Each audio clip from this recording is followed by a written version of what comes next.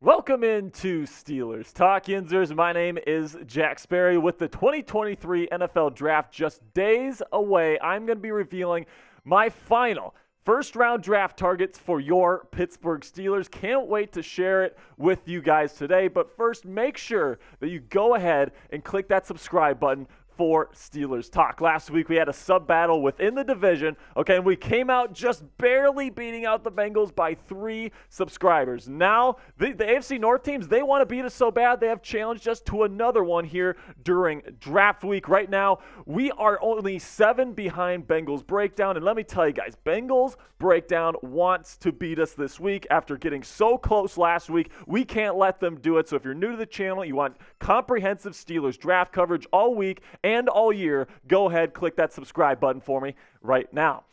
All right, so now before I reveal my first name here, I think plan A for Omar Khan, Mike Tomlin, and the Steelers brass here on night 1, Thursday night, is to end up with a left tackle to replace Dan Moore Jr. So general manager Omar Khan is molding his front office right now kind of in the vision of the Philadelphia Eagles. Howie Roseman is the general manager of the Philadelphia Eagles, and in his time with Philadelphia, he has pretty much only taken trench players in the first round. Now, he's had some exceptions like Devontae Smith, but those come in years where he has multiple first-round picks, and then he spends that other first-rounder on a trench player. I mean, just pretty much every single year, you can bank on the Eagles drafting a trench player. So if Omar Khan is doing that with the Pittsburgh Steelers moving forward, we can assume that this first pick here is going to be a trench player, and in my opinion, offensive tackle is the most important trench position to fill for the Steelers in 2023. So I think that this is going to be the move for Omar Khan. You take a look at the offensive line right now. You got Dan Moore Jr., who I think the Steelers are okay with, but I think that Dan Moore Jr. is more of a zone guy. He's not a really powerful dude. They want to grab somebody that can really be molded in this power run game that Matt Canada, the offensive coordinator, is trying to establish right now. And I think it's going to be one of these 4 names. These 4 are going to be the top draft targets, in my opinion, on Thursday night. Paris Johnson Jr., Peter Skoronski, Broderick Jones, and Darnell Wright. Now, which one are they targeting? In my opinion, if I were the GM Omar Khan, it would be Paris Johnson Jr. He's the number 1 guy on my board. I think he's a natural at the position, but many reports are indicating that the Steelers really like Darnell Wright. Now, the question on Wright is, can he move over to the left side? He played at right tackle for the Tennessee Volunteers this last year. He is a menacing presence, a great power blocker, and I really think that the Steelers are going to be selling out, or quote-unquote selling out here in the first round for a tackle. I think that they want to get one of these top 4 guys. I think they have one guy in mind that they'd be willing to trade up for, and I think that they're going to do whatever it takes to get their guy. I think the price that they are going to be willing to pay is 17 and 49, those picks respectively. Don't think they'll give up 17 and 32 because Mike Tomlin has talked about the great things that come with having pick 32 in the NFL draft. I really do think that the Steelers are going to be trying to move up to either 9 or 11 with the Bears or Titans respectively, and I think that when they do that, they will take an offensive tackle. All right, let me know in the comment section what you guys think. Should the Pittsburgh Steelers trade up for an offensive tackle in the first round of the 2023 NFL draft? Type T for trade or type D for don't trade. This is going to be the pinned comment on today's show. So whenever you get an ad break here, just go ahead, do me a favor, go down to the comment section, find that pinned comment, and answer today's question. So what happens if the Steelers can't get one of those top offensive tackles? Maybe they tried to trade up. Maybe somebody wants 17 and 32, can't do it. And then when we get to 17, those 4 guys are off the board. What do the Steelers do? So I think option 1 is to draft a top cornerback prospect in this year's NFL draft class. And then option B is going to be to trade down. Now we're going to be breaking down those options here coming up here. Let's get into the cornerbacks first, though, because I think there's 4 guys that I'd be willing to spend that 17th overall draft pick on. Number 1 on my board is Devin Witherspoon out of Illinois. He has some really freaky, great instincts that you just don't see on tape very often. He's a little slender, but I think when you look at what he's put on film, the fact that he's played in multiple types of defenses, I think Devin Witherspoon is the best overall cornerback in this year's NFL draft. Then you got Christian Gonzalez there at number 2. I think that he he's a really, really good player, but I think he's only played in a off-zone coverage type of defense there in Oregon. They really only play one type of defense. Hasn't really played a whole lot of press in his career, but I do like him quite a bit. Then you got Deonte Banks out of Maryland, who I really like as well. I really think that he is a great player that's going to be a good fit for the Steelers, and of course Joey Porter Jr.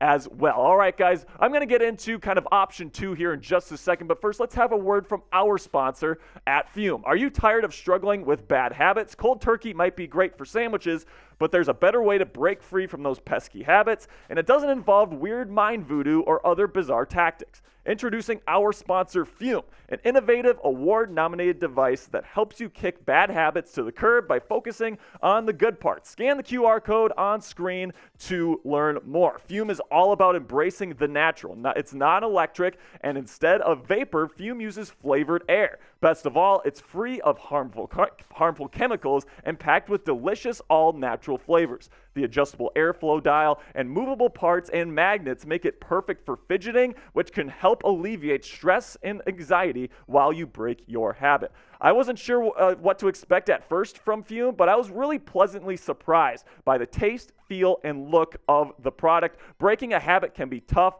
but with Fume, it's easy, enjoyable, and even fun.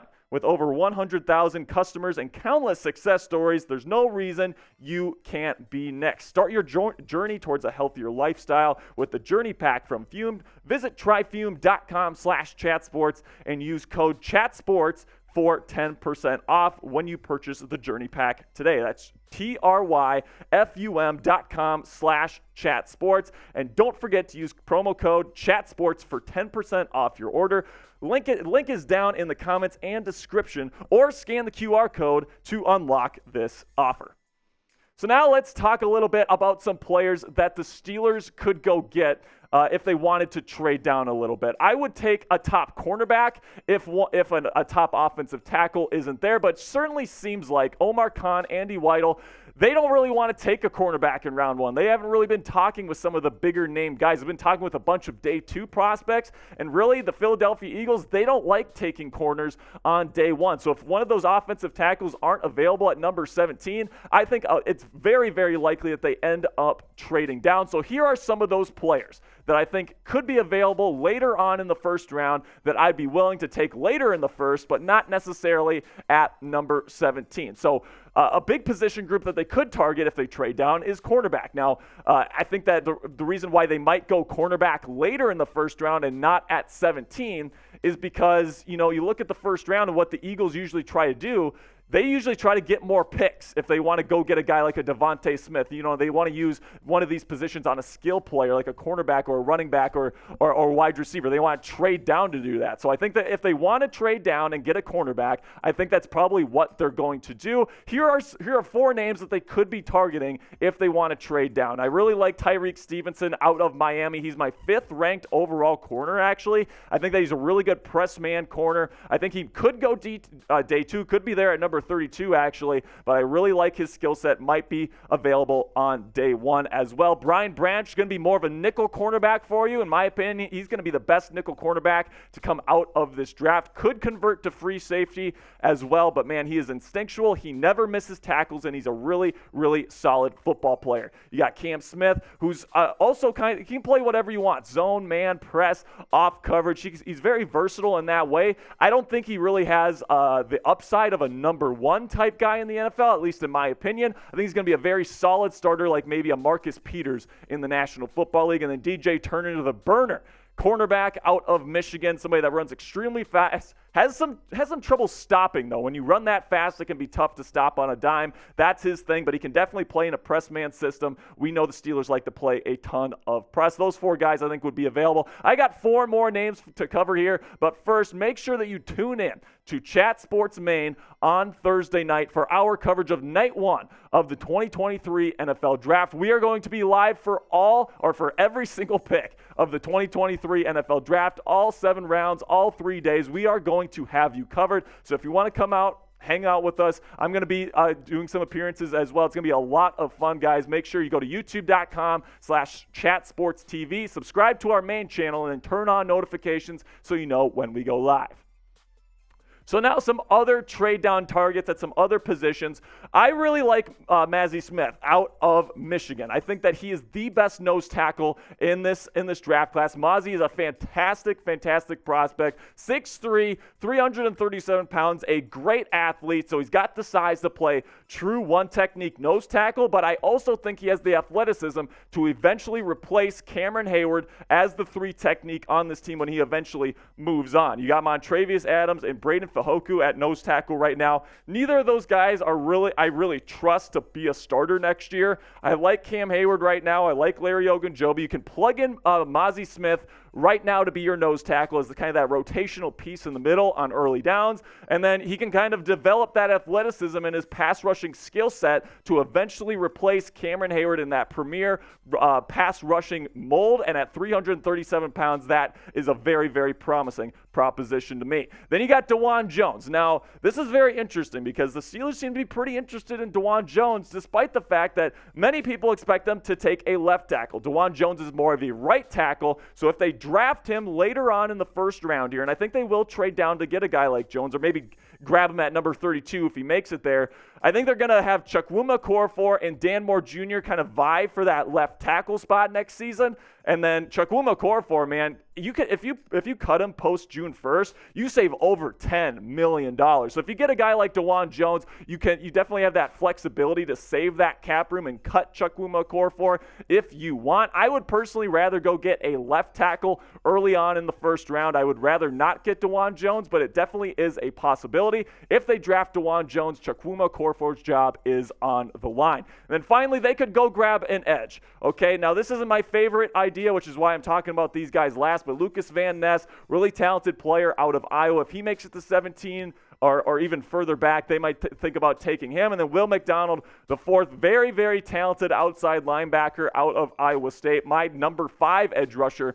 in this year's class. So in my opinion, I say only draft an edge rusher in round 1 or even round 2 for that matter, early on in the draft, if you're planning on using that player to replace Alex Highsmith in the near future. Now, you got Alex Highsmith and TJ Watt next year, locked and loaded, one of the best pass rushing duos in the National Football League, but there's not a whole lot of depth behind them, okay? There just isn't. But, you add a young kid here early, like say it's a Lucas Van Ness. He can be that rotational pass rusher for you in a little bit, but I don't want him to be in that rotational role for multiple years. I don't want to draft somebody in the first round that's going to be a backup for 3 to 4 years. If you're planning on giving Highsmith an extension, you absolutely have to go get edge later on in this draft. That's what I think is smarter, but if the Steelers think that Highsmith's going to be too expensive, by all means, go ahead and get a top edge rusher in this year's class. So let me know right now in the comment section, should the Steelers draft an edge rusher early in this year's NFL draft class? And by early, I mean by round 2, okay? So type Y if you think they should, or type N if you think they shouldn't. Sorry about that. All right, now that's going to be it for today's show. I hope you enjoyed today's video. If you want more Steelers and NFL draft content, go ahead and give me a follow on Twitter at Jack_Sperry. I got positional rankings for every single position group in this year's 2023 NFL draft class. I got my mock draft going on there on Thursday morning. And of course, I've got all the live reactions to the Steelers picks this weekend. So do me a favor, click that follow button on Twitter at Jack_Sperry.